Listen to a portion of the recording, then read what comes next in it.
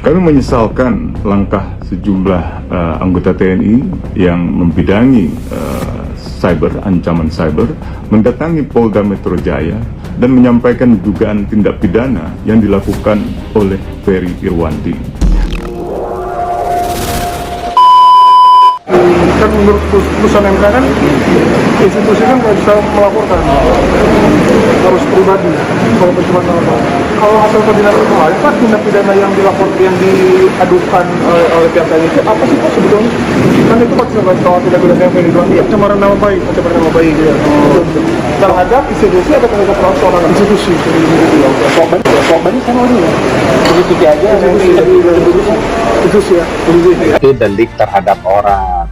Nggak mungkin juga nama baik institusi itu nggak ada.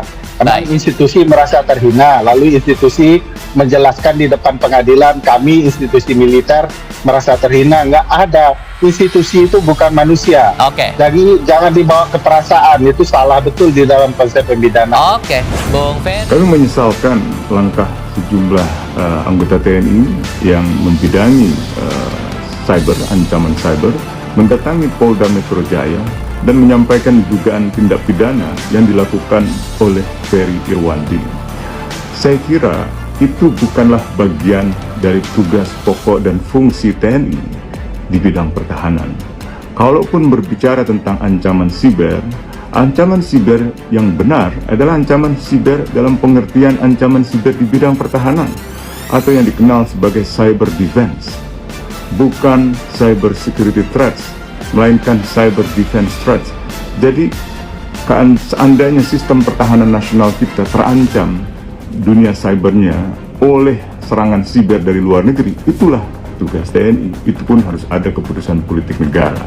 Tetapi, kalau ada warga negara di dalam negeri menyuarakan pendapatnya terkait dengan berbagai masalah sosial, masalah politik, apalagi Ferry Irwandi sangat kritis terkait dengan darurat militer, atau kritis terhadap dugaan keterlibatan pihak tertentu di dalam penjarahan dan kerusuhan selama akhir Agustus, tanggal 28, 29, tanggal 30 Agustus. Saya kira itu adalah bagian dari haknya Ferry Irwandi untuk menyatakan pendapatnya sebagai bentuk partisipasinya kepada urusan publik dan sebagai haknya untuk menyampaikan atau mengungkapkan apa yang salah, termasuk untuk mengawasi jalannya pemerintahan atau mengawasi jalannya katakanlah lembaga-lembaga negara. Jadi kami meminta agar Menteri Pertahanan, Panglima TNI mengkoreksi langkah Komandan Satuan Cyber yang mendatangi Polda Metro Jaya dan mengurungkan niat untuk mempersoalkan Ferry Irwandi ke dalam ranah pidana.